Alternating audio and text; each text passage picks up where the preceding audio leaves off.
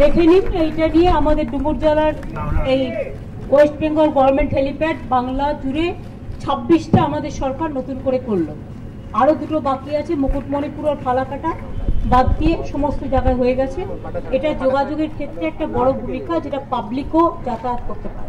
সুতরাং কমিউনিকেশনের ক্ষেত্রে এটা একটা বড় ব্যাপার হলো, একটা বড় দিগন্ত উন্মোচন হলো।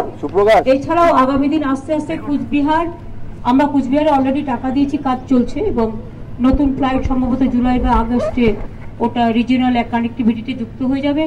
মালদা বালুরঘাটও করা হচ্ছে, আমরা পুরুলিয়ায় ছড়রাটাকেও চেষ্টা করছি এবং মালদা বালুরঘাট, পুরুলিয়ায় ছড়রা, কালিম্পংয়েরও একটা চেষ্টা চলছে, কুচবিহার। সুতরাং অন্ডাল অলরেডি হয়ে গেছে। সুতরাং এতগুলো জায়গায় আর একটা ফাঁসিদেও তো আমরা হাসি মারাতেও চেষ্টা করছি, ওটা একটু প্রবলেম আছে, but we are trying our best.